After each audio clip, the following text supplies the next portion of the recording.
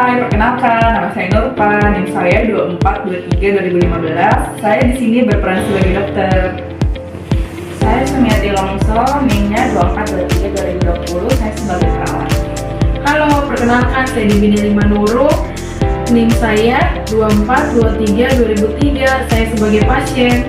Hai, perkenalkan nama saya Maria TPG, NIM saya 2423-2010. Saya berperan sebagai manajemen titik. Terima kasih. Seorang pasien Ibu Debbie, usia 40 tahun, dirawat di rumah sakit karena menderita gagal ginjal kronis.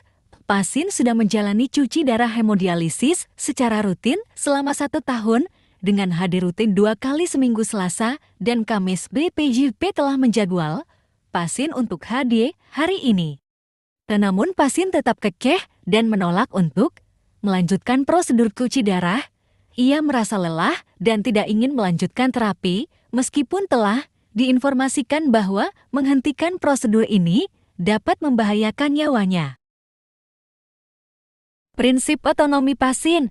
Pasien berhak untuk menolak perawatan, termasuk prosedur yang bisa menyelamatkan nyawanya, selama ia telah diberi informasi yang cukup dan memahami konsekuensinya.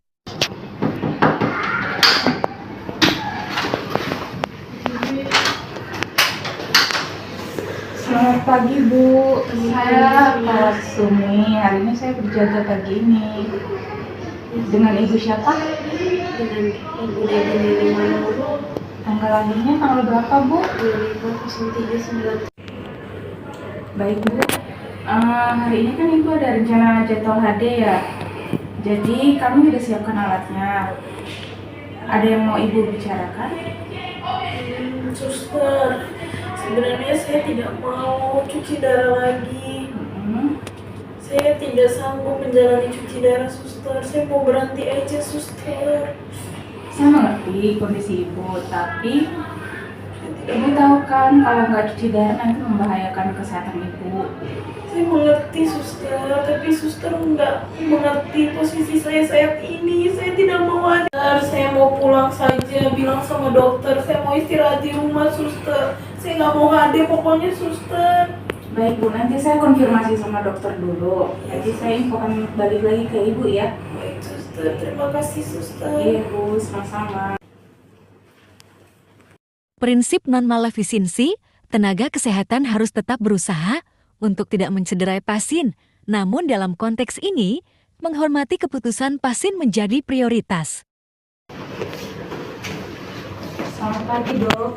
Iya, selamat pagi Suster. Dokter, ini Ibu Devi menolak untuk cuci darah Dok. Iya. Gimana ya Dok? Soalnya dia udah capek gitu, mengeluh capek. Oh, ini sih sebenarnya untuk keputusan ini situasi yang sulit ya. Ini sih tergantung dari pasiennya sendiri. Nanti saya akan nemuin pasiennya ke sana. Terima kasih untuk informasinya ya, Sus. Baik Dok, sama-sama. Iya, Laris. Selamat pagi, Bu Devi. Tadi saya baru dapat informasi mengenai Ibu. Info susternya, tadi katanya Ibu mau berhenti ya untuk cuci darahnya ya? Iya dok, saya tidak kuat, tidak mau cuci darah dok. Saya udah lelah, capek dokter, saya mau pulang istirahat di rumah. Iya Bu, saya tahu perasaan Ibu. Cuman kalau misalnya Ibu berhenti untuk cuci darah, ini resiko besar untuk Ibu juga. Karena buat kedepannya nanti Ibu malah kondisinya makin memburuk kalau Ibu tidak mau untuk cuci darah. Saya tetap tidak mau dokter, saya mau pulang saja dokter. Bu Debbie baik, saya akan menerima keputusan Ibu. Ibu juga harus tahu gimana resiko kedepannya untuk kesehatan Ibu. Resiko medisnya untuk kedepannya.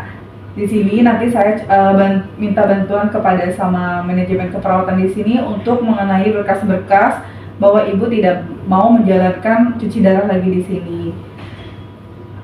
Dokumentasi medis dan tanggung jawab manajemen keperawatan penting untuk mendokumentasikan penolakan perawatan, termasuk adanya tanda tangan pasien sebagai bukti bahwa keputusan dibuat secara sadar. Dan manajemen memastikan bahwa semua prosedur hukum dan etik diikuti dengan benar. Serta memastikan bahwa staf keperawatan bekerja sesuai standar. pagi Bu. Pagi sus. Bu, ini saya ingin bicara tentang ibu tadi. Dia menolak untuk cuci darah Bu. Dan tadi udah konsul juga sama dokter. Dokternya udah ketemu juga sama pasiennya. Dan pasien masih tetap menolak untuk cuci darah. Jadi Bu, ini kami ingin memastikan untuk dokumentasinya udah sesuai dengan standar hukum dan etik ya Bu. Baiklah, sus. Paling nanti kami akan melakukan pertemuan. Tolong pastikan bahwa penolakan ini akan didokumentasikan dengan jelas dan jika perlu meminta tanda tangan pasien diperlukan sebagai bukti bahwa keputusan diambil secara didasarkan atau berdasarkan informasi dari pasien tersebut ya Bu ya. Informasi ya sus. Baik, terima kasih ya suster. Baik Bu, terima kasih juga ya Bu. Kalau gitu saya permisi ya. Baik. Baik, suster dan juga dokter.